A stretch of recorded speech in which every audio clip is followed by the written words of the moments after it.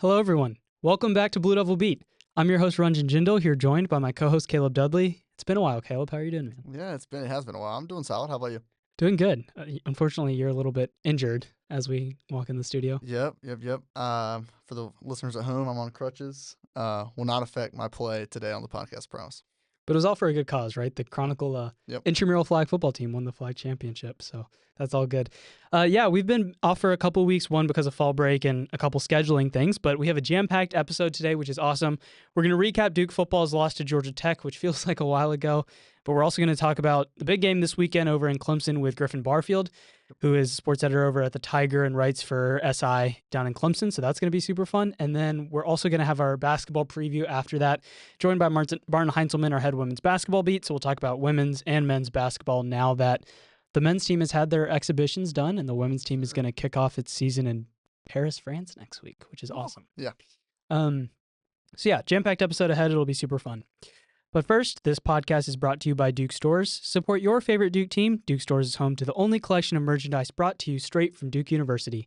Go to shop.duke.edu for all of your Duke merch. So this Georgia Tech game, family weekend, we were in the stands. It's been a couple of weeks ago, but Georgia Tech defeated Duke 27-18. And it really was a repeat of kind of the themes that have affected Duke for most of the season thus far. Self-inflicted wounds, right? Yep. Especially in that first half. What did you see from Duke, and why did the Blue Devils lose this game? Yeah, like you said, I think it's been a lot of Duke beating themselves this year. This one is probably especially really hurt with the stakes that were on the game in front of a big crowd at home. I thought, that first drive, Duke did a great job on defense, got a 3-and-out on a very good Georgia Tech offense, went down the field, got all the way down to the goal line, and then we've seen a couple times this year where Mensa hasn't looked super comfortable handling the zone read. There was another situation there on the goal line. Just mishandled the handoff. Ended up going the other way, 95 yards for a touchdown.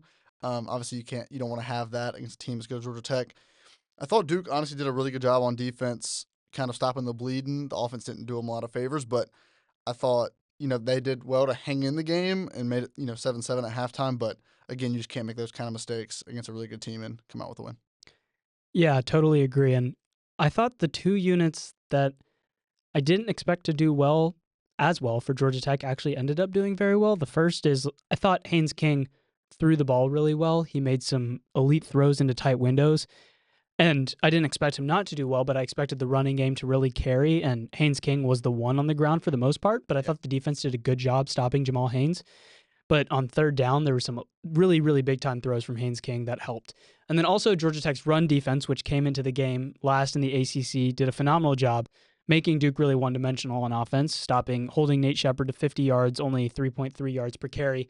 And as a team, Duke was 2.1 yards per carry, which includes a couple sacks, so it might be skewed. But the point stands that I thought Georgia Tech's run defense did a tremendous job and made Duke one-dimensional. And, Mensa was fantastic as usual, but aside from that, you can't really win when you run the ball for 68 yards. Yeah, I was really, really impressed with that. I thought, Duke's kind of had its way the last couple of weeks. Obviously, there's been some time off, but the games they've played, they've had kind of their way with Nate Shepard and Anderson Castle. Especially, I think the sequence that stands out to me is, I don't know, Duke may have started, I don't know the exact yard line, the 3 or 4, and they had a chance to get another first down before having first and goal, and I think it was like 7 straight halfback dives to Anderson Castle, all stuffed. That's not something that's happened at all. I wouldn't say teams have stopped her twice in a row, mostly all year, and so Georgia Tech standing up like that on the road against a tough crowd is really impressive, and something that obviously Duke probably wasn't expecting, and definitely had a hard time bouncing back from.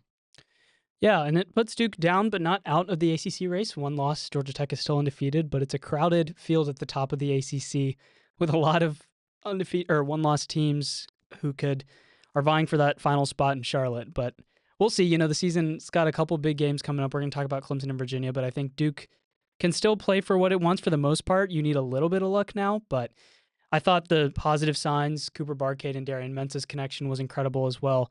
And I thought the defense, for the most part, especially in that first half, really locked in. Luke Margot was tremendous across the field. Yeah. And I thought some guys in the secondary, those younger guys who hadn't played as well early on, Deshaun Stone made a couple plays where in the first half you're like, come on now, but played better throughout. So we'll see if Duke can build on that with the bye. Yeah. All right, we'll not dwell on this too much, but We'll be right back in a second to talk to Griffin about the Clemson game. That's going to be this weekend, so super excited to talk to him. Stay tuned. Welcome back, everyone, to Blue Devil Beat. We're super excited to be joined by Griffin Barfield, a friend of the program here. Griffin is the sports editor over at the Tiger, Clemson student newspaper, and is also a contributing writer for Sports Illustrated for Clemson. Griffin, thank you so much for coming. Yeah, of course. A friend of the program. I appreciate that. But always great to hop on a call with you, Ranjan. I appreciate the time. Of course. So let's start with kind of the story of the season thus far for Clemson. Obviously, very disappointing for comparing now to preseason expectations. The Tigers are 3-4 to start. But the Spark Notes version of the season, Griffin, what's been the story of the first 7 games for the Tigers thus far? I say if I had to say it in one sentence, when one side of the ball is playing good football, the other side isn't. Just there's been a real lack of complementary football, and there has just been so many people trying to point the finger where, because when the offense is playing good, the defense is playing bad or they're missing tackles or whatnot. And then on the flip side, when the offense goes stagnant, the defense is making third, fourth, second massive stops where it's just getting really tough to point the finger. So I guess that's going to be the issue for me is if, Clemson just hasn't been able to turn the ball really effectively, hasn't been able to pass effectively across all 4 quarters. And I think that's kind of been the tale of the season so far. And that theme was really evident, especially against SMU, Clemson's most recent game, where even after a couple solid games against North Carolina and Boston College, Clemson came in and played pretty well offensively past the first quarter, but it seemed to not be able to get a stop when it mattered most against SMU. What did you see from that game, and why do you think the Tigers weren't able to knock off the Mustangs in Death Valley? Sure. Again, similarly to kind of the story of the season, Clemson only put 7 points on in the first half at home. You're generally not going to win a lot of games. And you can give credit when it's due. SMU played a really great football game. They turned the ball over well. But the Clemson defense, again, going back to that first half, they forced 3 field goals, and that was in parts in the field where SMU could have made it worse. And then you go to the flip side, Chris Vizina started getting the ball better, backup quarterback for Clemson because Kid Clubby didn't play. And then SMU scored 3 touchdowns. And again, just similarly, you're not going to beat that. So you're just trying to find that type of chemistry from the offense and the defense of being able to turn the ball over, getting those stops, and then turning the offense into points. And this was the prime example there. And it got really out of hand. And at the point where, they're at least behind by 1 possession. And you're really not going to win games a lot like that. Yeah. Yeah. Well, I was going to ask you, what do you think was stopping Clemson, but it sounds like you have a good handle on what the problem has been. I'll go over to Cade Klubnik. You mentioned he didn't play against SMU. What's his status for this game coming up on Saturday? And if he doesn't go, what did Chris Vecina show in that last game that might, be noteworthy to Duke fans? Yeah, so kind of the lay down with Cade. Cade sprained his ankle. I believe it was his left ankle against Boston College in the third quarter. So Vizina played the rest of the third, the fourth quarter. And a lot of people were expecting Cade to play against SMU last week. And then there were reports that came out kind of the beginning of Thursday morning and then going into Friday that there was a lot of uncertainty and that Vizina was taking those first team snaps. And then even going to Tiger Walk when the players were walking into the stadium, Cade was walking with a limp and he was still a game time decision. And then, he was shut down in the ACC injury report. But given the bye week and given the extra 14 days of being able to get back out there, I think that he will play. I think for his draft stock, he will play. I think Sweeney will also choose him over Vizina as well. But if you do see Vizina play, I thought that he played very well. And Sweeney really did lament that as well. He said that he wasn't the issue to last weekend's loss. But he had to get comfortable first, hence why you saw a stagnant first quarter, but he was able to throw the ball really laterally. He was able to throw it down the field, hit guys like TJ Moore, Tristan Smith. And then with Bryant Westcott out for the remainder of the year, it's going to be a matter of who's going to be that next guy for the receiver. And, guys like Moore, guys like Smith, the Southeast Missouri State transfer, even guys like Tyler Brown, Antonio Williams still needs to get going. And Vizina did a really good job trying to get all those guys going. So I think regardless at quarterback, it's going to be the identity of who's going to be that standout receiver that Wesco was for the remainder of the year because Wesco led the team in receptions, touchdowns, and receiving yards. So it's going to be tough to top. Yeah. Coming into the year, Clemson had, a lot of hype around this offense, 3 receivers that, were big contributors last year, especially with Williams. What do you think? How do you attribute the lack of offensive chemistry? It seems like maybe they haven't gelled together all the way through 7 games. Just kind of what stood out to you in that department? I think the biggest thing has been the lack of the run game. It could be deceptive at times looking at how Clemson has been able to run the ball, but they haven't done well, and the ACC statistics reflect that. I believe that they are in the bottom 6 of rushing yards per game in the ACC.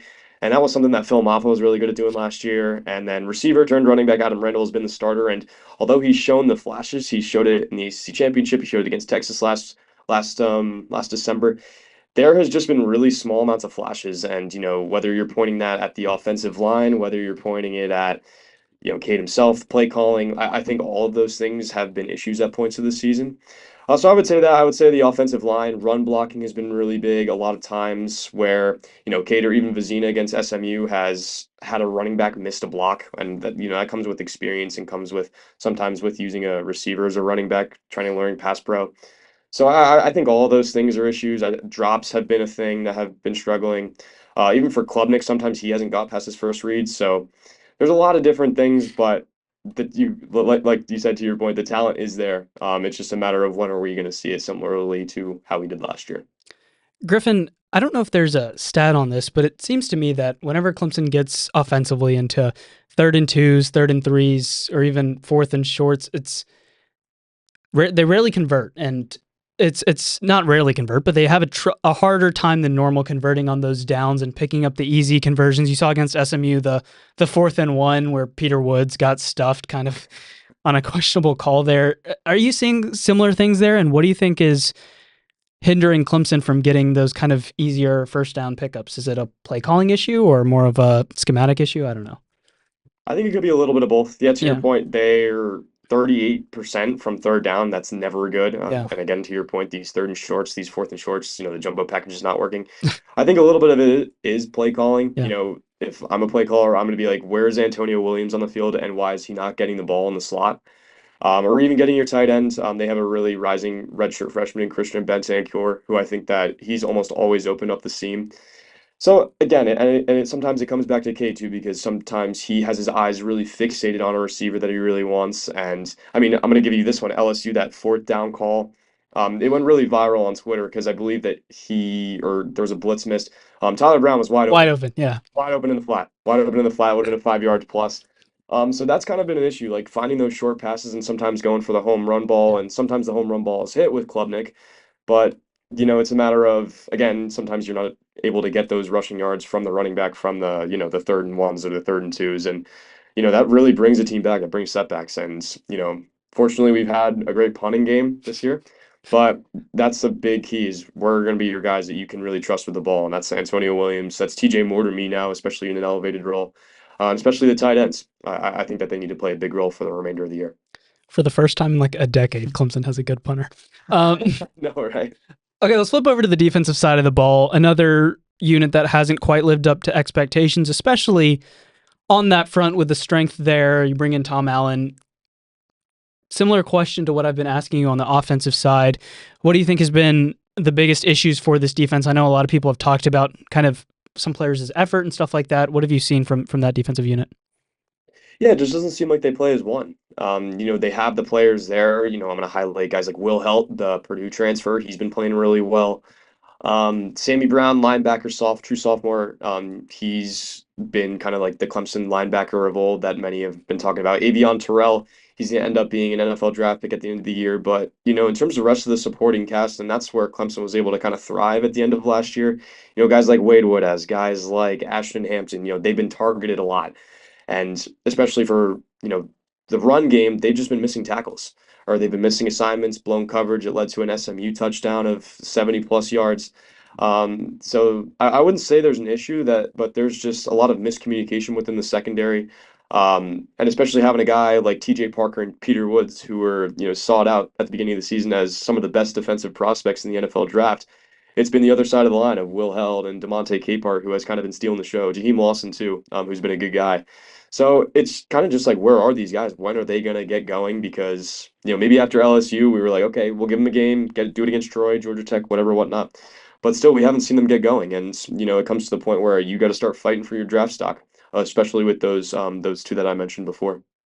Yeah, you mentioned, there's a lot of guys on Clemson that have either exceeded or, not met expectations. If there was kind of one you had to pin down, someone that's not a Peter Woods or a Cade Klubnik or Antonio Williams that you think needs to have a big game for Clemson to come out with a win on Saturday, who would that be?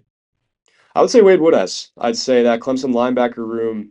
It's very different. The Tom Allen scheme. They run a nickel, and then they have Hmm. someone called a tiger who switch. It's either a linebacker or like a safety, but they kind of just serve as the all-seeing eye. Sometimes they'll drop back. So there's a lot more stress on the linebackers. Is I guess my long story short. And kind of going back to the SMU game, going back to the LSU game. The first play of Clemson's defensive season, they almost were able to bring down Caden Durham, and Durham was able to sprint away for a 30-yard rush. That's kind of been, again, the story of the season. I think that it relies on him. Especially with how well Duke is through the passing game, you got to eliminate the run game. And I think that starts with Woodaz. I think Sammy Brown does his job, but especially in these games, same thing with Woodaz. He's a senior. You got to play for that draft stock. You got to play for your future. And as much as the secondary has had its bumps and bruises, they have turned the ball over well at times. So with Woodaz, I think it's just eliminating the run game, getting to the quarterback, and eliminating those extra amounts of time. Because with a guy like Darian Mensah, he's going to make you pay. There's a reason why Duke is giving him a lot of money to play football. A lot of money. Not as much as they report, they say. Right. Anyways, sorry. Tangent. All right, so you mentioned it this Saturday, noon in Death Valley. We got to stop with these noon games. Duke has way too many noon games. Clemson probably has too over the past few years. Way too many. I was hoping it would be a night game. That would be more fun. Yeah. Anyway, so Death Valley this Saturday. What are your keys for Clemson to win? Clemson has not beat a team that's not either a bottom feeder in the ACC or a group of 5 team. But what does Clemson need to do to win? And do you have a score pick for this game? Sure. There are very 3 broad keys to the game. One is you got to get that run game going. Yeah. Cade Klubnik, whether healed ankle or not, is not going to win this game by himself. Duke is a very well-coached team. They have a very good defense, and they have an even better passing offense this year. So you got to get the run game involved, whether if it's Adam Randall, whether if it's true freshman Gideon Davidson, whether if it's, David as whoever is going to end up getting the most success on the ground, that's who you want being given the ball. Second thing is the turnover margin.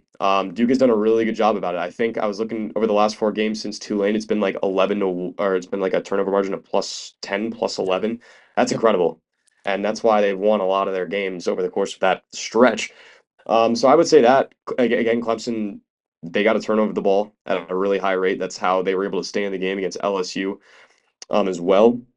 And then I probably would say you got to play complementary football. When the defense gets stops, the offense has to go score, whether if it's a field goal or whether if it's a touchdown. Like those things need to happen, especially against a passing offense like Duke, who are going to put points on the board. I think that they have what like 30 points a game.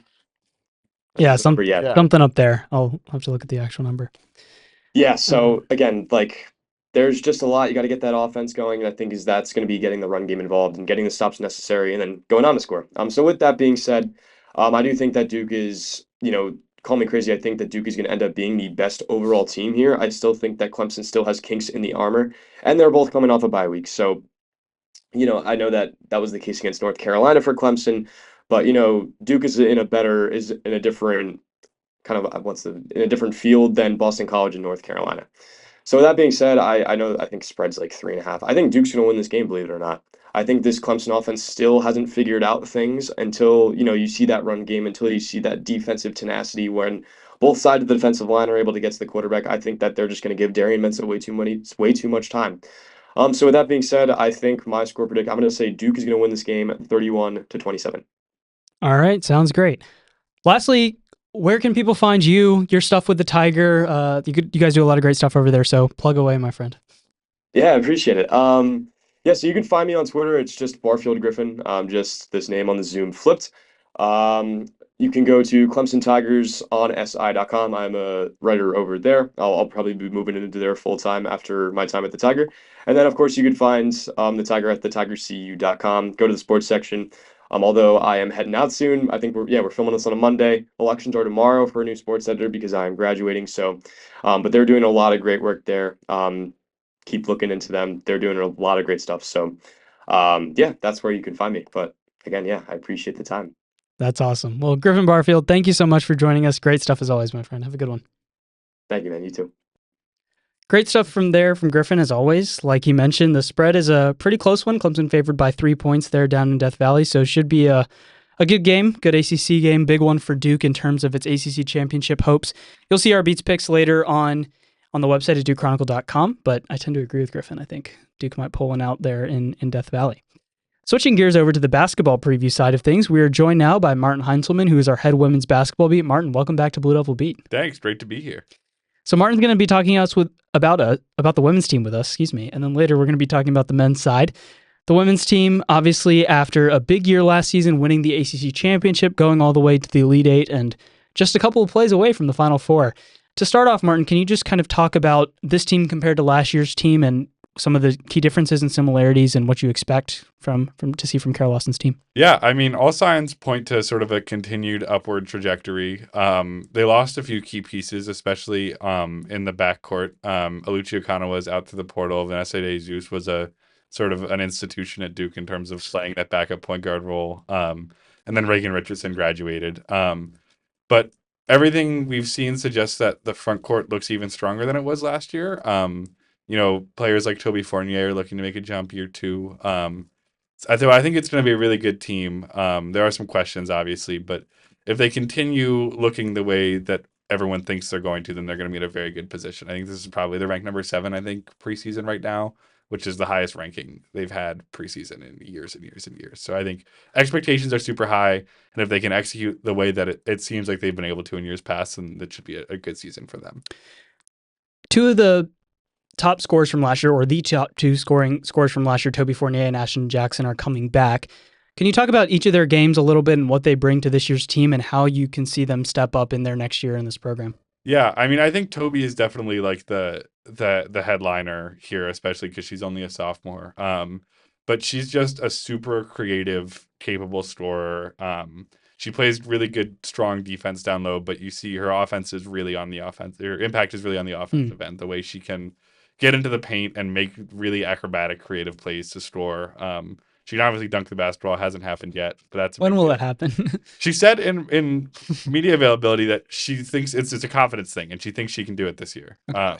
It's I not don't Coach Lawson. It is not. It is not Coach Lawson limiting dunk opportunities. At least that's her official stance. Great.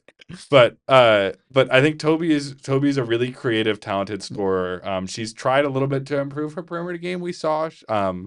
In media day, she talked a lot about looking to improve the mental side of things too. She didn't have much of a preseason last year because she was on international duty, and so she's going to be back. She's had a full off season of work, mentally knowing about the schemes that she's going to be in, coming in as a sophomore with a lot more college experience. So I think she has the potential to be really, really good this year. If she can sort of bring the same level of scoring last year and just improve that mental aspect a little bit, she's going to be an excellent player. Like she has been already. Ashlyn Jackson's interesting. She's had jumps every year. I think the big thing from Ashlyn at this point, from what I've heard, is a little bit more consistency on the offensive end. Just trying to score at she especially efficiency wise, she's shot a lot last year, and her numbers weren't always incredible from what I remember. And so I think this year it's going to be about a little more consistency in terms of how much she scores and the rates at which she scores. But she's a huge, important part of that backcourt. She's a great option to have. She's a good 3-point shooter. She plays excellent defense. That's been, without Reagan Richardson, I think Ashlyn is going to get tabbed a lot more to deal with some of those backcourt threats. Reagan was a type of player who could really lock down a number one offensive option. And now that Reagan's gone, you need someone else to pick that up. And Ashlyn's got the size and the length to really do that well. Yeah, obviously both those players you just mentioned on the All-ACC team to start the season. Duke picked number 1 in the conference. Going toward some new faces for Duke. Obviously, there's quite a few, whether that's freshmen or people that were out with injury last year. Can you talk about a few of the people that will be playing their first minutes for Duke this year that you're looking forward to? Yeah, the big name in the incoming freshman class is Emily Skinner. Yep. She was a nationally very highly ranked. She was 5-star guard. Has had USA basketball experience, has played very well. She looked great in the one opportunity we've had to see her play, which was at Countdown to Craziness. She seems like she's going to be a really important piece coming off the bench, especially with a thinner backcourt compared to last year. Yep. The other freshman is from Norway. Her name's Anna Wikström. She didn't come up a lot in preseason media days and stuff. I don't expect her to get a ton of play this year. It might be sort of a longer term piece. We saw that a little bit before with Luann Battistone too. Yeah. And then the big name in the transfer portal is Riley Nelson. She was a McDonald's All-American 5-star.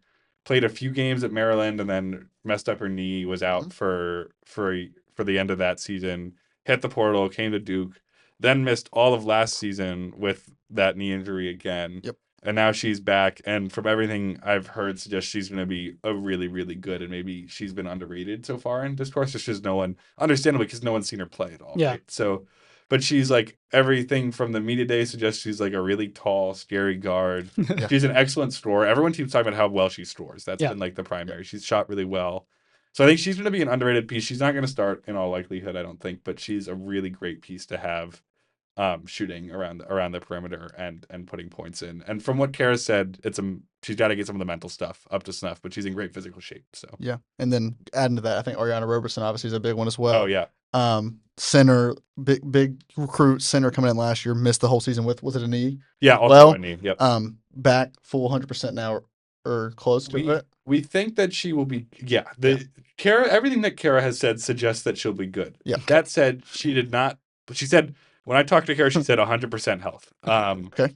I am a little skeptical of Ari's case in particular, and that's only because she didn't play in Countdown. I've heard little things here and there suggesting she might be a little restricted early in the season, but I imagine she'll be good to go by like December. She should be all set at 100%. Yeah, I think, and having her with Fournier and Delaney Thomas should be a pretty formidable front court there.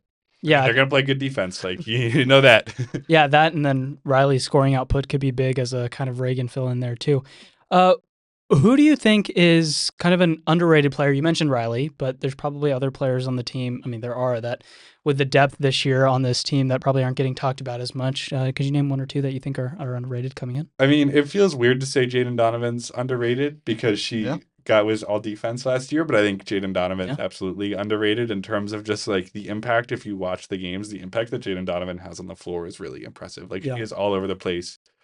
She's great cutting to the net and scoring inside. Her jump shot's not great, but she's working on it. And on the defensive end, I mean, she's a terror. She's 6'3", she's lanky. She can guard 1 to 5 for like extended periods of time. Like she could play the 5 on the defensive end, right? Yeah. And so she impacts. She's been such a huge part of that Duke defense like these last 2 years. That identity of someone who can just like. She can steal the ball. She can block it. She's so quick. So I think she's underrated in the sense that like maybe her scoring numbers aren't incredible, but she's just impacts the game in so many ways when she's out there. Yeah. Obviously, it's not all sunshine and rainbows. There's obviously some question marks around the team coming in. What are some of the biggest things you're looking for to see if Duke kind of solves throughout the season? Yeah, I mean, I'm still curious to see how they hold up down low in terms of the center position because Ari is back, but she's still the only listed center on the roster in a traditional sense. So that could be a question. I don't think it's going to be a huge issue. The backcourts just looks different. Jaden Donovan also is someone who Kara mentioned would be playing more in the guard role and around the perimeter, which could be interesting. It's a bit of a question mark just because in the sense that Jaden Donovan has not attempted a 3-point shot in her time at Duke University, and so we have to see what she's actually capable of doing sort of in that role and if that'll hamper her at all. Some of the other questions I've heard might be around, does Duke have to make the next jump, right? Because right now Duke is on the precipice of being one of the big names. Like there's not that far from a South Carolina type of program in their current state in terms of where they're ranked and where they're going in terms of recruits. But to really maybe make that jump, Duke might need a superstar. At least has been some of the discourse. And as of right now, last year Duke did not have a conventional superstar. They didn't have a Hannah Hidalgo. They didn't have who is it on Florida State? Tanai Latson, right? Like Caitlin Clark back in the day, if you want to make in the day, 2 years ago. 2 years ago. But it's been a long time. But there hasn't been someone quite like that on this roster, and maybe this year that'll change. Maybe this year is the year. I think Toby Fournier is the most likely candidate in terms like Duke hasn't had a WNBA draft pick under Kara Lawson, and so maybe Toby is the person who makes that jump and is like, okay, like. You have to she is just such a threat that like everyone's talking about her, right? And maybe that's the jump that they make this year. Yeah, I tend to agree with you there.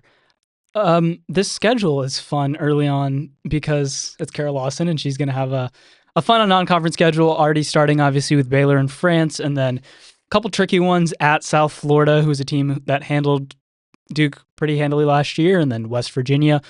You got the game versus South Carolina over in Vegas, and then LSU as well at home in Cameron Indoor. any of those you're kind of circling? Obviously, you're going to know a lot about this team pretty early on, but what are some of the non-con games you're looking at for Duke? Yeah, I mean, I think the one that would have jumped out to me before their head coach left is South Florida. Yeah. I think that's a game where like Kara loves to schedule these like sneaky teams that are like maybe not Power 4 teams, but they're just like they'll make you play really hard. That's South Dakota State games like that. I think USF is one to keep in mind as like an indicator. Is like, okay, can Duke go on the road and go somewhere and beat a really good team that maybe hasn't gotten the attention they deserve, but has had a mastermind coach and had some really talented players. So that's one to keep an eye on. Obviously, South Carolina is going to be the first like headline like test. Like this is where the number next to the team is really low, right? And so, you know what I mean? But like that's a real metric. So I think South Carolina is another one to watch. Duke has played South Carolina, I want to say like 6 times since I got to Duke. Yeah, been quite a few. 5 or 6, something like that. And so it'll be interesting to see if this is the time. Because, to clarify, they've also lost all of those games. So is this the time that Duke gets over the hump and really manages to beat the type of program that is as dominant as like a South Carolina, or after that it's a UCLA or Texas game after that, right? Like either way, those 2 games are back-to-back days. They're in Vegas. They're over Thanksgiving. Like there's a lot of adversity there, and so if Duke can take one or maybe both of those games and say, okay, like we're here and we're not just here to like be the 8s, like be number 8 in the country. We're here to like be number 1 or number 2 in the country. I think that's the question, right? Yeah. I think, going on, you mentioned that Vegas tournament. I think that was a time where Duke really flipped the switch last year, was those 2 games against Kansas State and Oklahoma as a team to really watch nationally. So I think, I think South Carolina and UCLA Texas are a little bit higher quality than those 2 teams, but it'll be a big test for Kara Lawson and company. So 3 years ago, round of 32. 2 years ago, Sweet 16. Last year, Elite 8. Is this the year that Duke women's basketball goes to the Final Four? I think it definitely could happen. I mean, it almost, but like it almost happened last year. Like I think people in discussing the rankings and stuff maybe don't understand this, but like Duke, I was there. I was sitting there watching this game. I was tweeting about it. And Duke was maybe 2 possessions away. Yeah. Duke was 1 buzzer beater away from taking that game to overtime. Like there were shots that if they had fallen late, especially like they were going to the Final Four and they were doing it instead of South Carolina, which would have been a huge deal. And so I think this year you've got a little bit more maturity, pretty much everywhere across the board. Toby's obviously more mature, but Ashland's year 4, like Jaden year 3, all this stuff. So I think it's good. Yeah, I think they can really hammer it if they just get through it. Yeah, I don't know. I think this could be the year though. Yeah. They've got some good recruits coming in next year, Verbold, but I think in terms of this group right now, this might be a really excellent team if they can play together and play well. Yeah.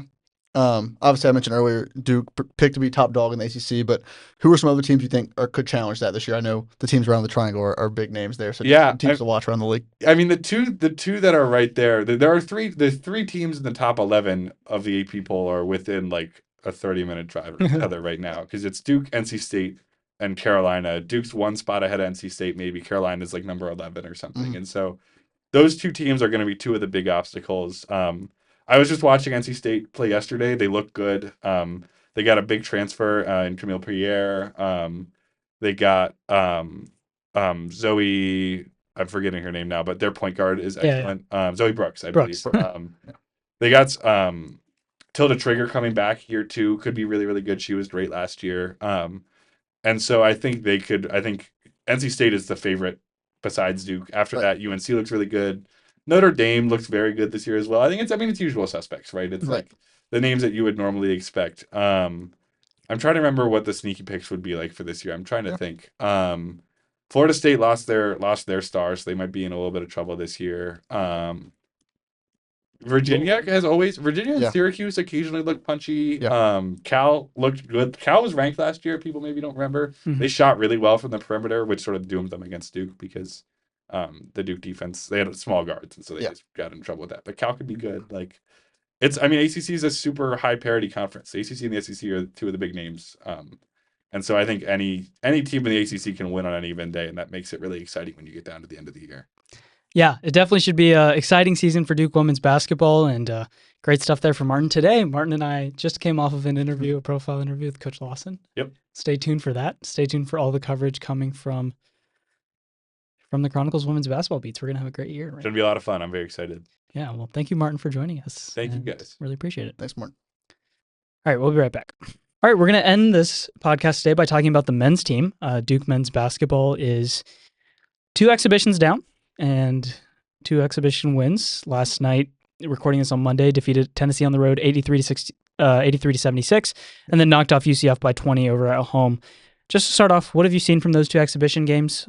Overall thoughts on those? Yeah, I think it was good for Duke. I think Coach Shire's been very intentional about scheduling, more challenging opponents than Duke maybe had in the early going in the Coach K era. So I think UCF honestly was great to have Coach Dawkins back and Cameron, and they were sneaky. UCF, they gave Duke quite a challenge. I was impressed with them in the first half. And then Tennessee, obviously going on the road in front of a packed house in Knoxville with a team that's very old, very physical, and has a superstar freshman in Nate Emmett. I thought was a great test there. So good for Duke. It wasn't pretty the whole time, but great for them to give 2, grit out 2 wins, and be 2-0. That doesn't really count, but 2-0. Yeah, I mean, obviously the star was Cameron Boozer, especially against Tennessee. 24 points, 23 rebounds. He's been a force down low and creating his own shot, and also he has a nice little handle there too, and his three's a work in progress, but I think he can be phenomenal as a freshman and be the key guy. What makes Cam Boozer so good of a player, man? Yeah, I mean, I think, the rhetoric has changed coming in after this week, but I thought coming in, honestly, Cam Boozer, if he could be underrated, he was a little bit nationally. Yeah. I think, usually Duke has the freshman that gets a lot of the talk, Cooper Flag last year. But I thought, AJ DeBansa and at BYU and Darren Peterson at Kansas, as great as they are, kind of overshadowed Cam Boozer. And Cam Boozer is a 2-time Gatorade Player of the Year, a 4-time state champ, a USA gold medalist.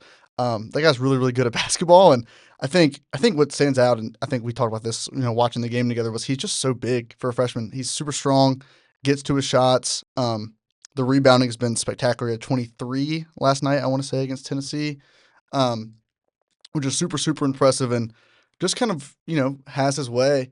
But yeah, I think for Cam, he's a willing passer. He set up some guys for some good looks. I think could have had a triple-double last night if a couple more shots fell. I think he had 6 assists and no turnovers, maybe 1 turnover. So yeah, I think, he's everything. He's good as advertised and will be definitely the engine of this year's team. Yeah, and I think the key for Duke is going to be around him, right? Who can step up and score and produce around him. Talk about a couple guys that you're looking forward to produce around him, and I'll go as well, but I'll start with you. Yeah. I think if you think about it, general consensus around it was Isaiah Evans will be the number 2 option. Last year, second half of the season, he was a flamethrower off the bench, started a couple games. That Auburn game, came out, hit 6 threes in the first half. Yeah. And he's shown that again in the preseason. Last night, I think he was 4 for 9 from 3. He's going to hunt his shot no matter what. He's shown me a little more willingness to attack the basket. Obviously, it's preseason, but last night he went for a couple posters that I was like, wow, I didn't know that was not in his bag last year. And so I think he's definitely worked on getting stronger over the offseason. He looks bigger, looks more sure on offense. I think just for him, defense will be a big thing, just kind of staying locked in there. So that's him. And then I think Patrick Gungba is the other one. Thought he struggled against UCF, looked much better last night. Still had some foul trouble that kept him on the sideline for a lot of the game against Tennessee, but I want to say he had 15 points. His touch is just so good down low. He's so good in the post. And I think, Cam can play on the perimeter, so it'll be good for him to have, space down low. His 3-point game seems to be way more confident this year to shoot threes as well. So those 2 are the ones I'm looking at. Yeah, that Pat 3 was nice last night. That was smooth. I agree with you there, and I'm also just looking at this backcourt.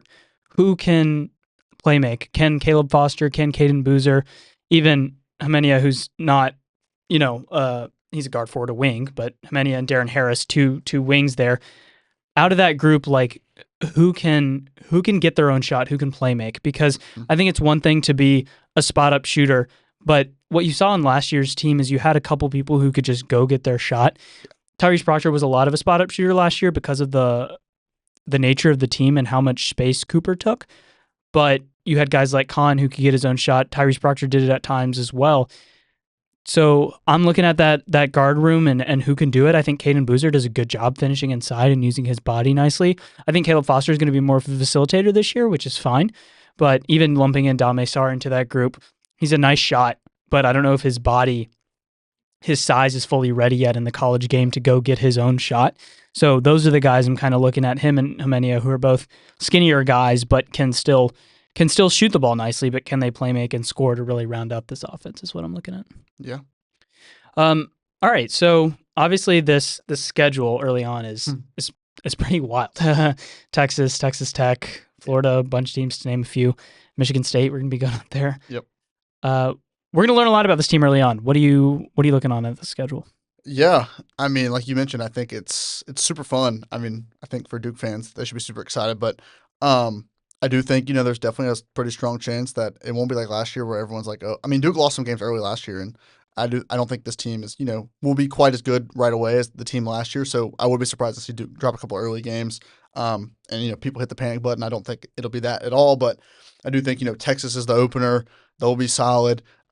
Kansas is the Champions Classic game. I think Peterson's going to be a big challenge there for Duke. I would imagine that's a big moment for Dame Sarr, I would think, to guard him. Arkansas on Thanksgiving is a big one. Coach Cal. I mean, 3 games in a row was Arkansas, Florida, and Michigan State. That's pretty tough. And then you have Texas Tech as well. So I think it'll be. I mean, it's going to be tough, but I think it'll pay dividends in March. Even if the record doesn't show that Duke's 12-0 or whatever. Yeah, I was also going to say I neglected to mention Malik Brown because I actually think he's going to be the most important player on this team this year because last year he didn't need to play offense, but we know how much he can score. He can score 25 Cameron, right? He can score in bunches, and his three-point shot is solid. If he looks for his shot and becomes more aggressive, I think he could really take this team to the next level, and you're right about the schedule. All right, let's end it with a prediction here. What do you think is Duke's, ceiling, floor type vibe? Where do you think this team ends up? Obviously picked first in the ACC, in which should be a more improved league, but how do you think the season goes in John Shire's fourth? Yeah, I mean, I think the ceiling, as always, is national championship. I mean, I do think this team is good enough. I think it's more about the rest of the country as a whole. I don't think is as good as it was last year. Obviously, I think Duke had the best team last year, and I think the Final Four last year was 4 really, really good teams. I don't think the overall talent will be as good as there was last year, but I do think Duke has the chance and the roster to be a contender for the title. Floor, I could see things don't work out, especially in the backcourt. If neither Foster or Boozer kind of prove themselves as the lead guy, it could be a lot of stagnation on offense, a lot of half-court offense, just kind of giving it to Cam and letting him try to score, which can lose you a couple games against really good teams. But I think if things go right, Duke could definitely find themselves in Indianapolis. Yeah, I think this is a team that's going to get better late, as you said. So I think it could be likely that Duke goes into the tournament as a 3 or 4 seed, especially with, I think what we will see is some learning curves early, maybe some losses that'll put Duke behind the 8 ball a little bit in terms of seeding, but that doesn't mean that Duke can't make a deep run in the tournament as we've seen. And I think it's going to be a 2-horse race for the ACC probably, and I think there's a good chance Louisville wins the league. But that said, I agree with you that Duke can make a deep run in March. I think Shire knows how to coach in March. I think he wants that Final Four and beyond now after what happened last year. But it's going to be a fun season, and we're going to be covering it all. Our print edition is going to be out later this week, so if you're on campus or around, check out our basketball preview print. We're actually going to have it on stands in Cameron Indoor for the first couple of weeks, which is super exciting. So definitely check out all our content. We have great features. Caleb wrote a really cool recruiting map feature, so a lot of fun stuff ahead on our print front. Yes, sir. All right, man. This was a good episode. Excited for basketball season. We are here. Football season's still underway, and we can check out all of our content at dukechronicle.com. We'll be back next week. And for Caleb Dudley, I'm Ranjan Jindal. This has been Blue Devil Beat.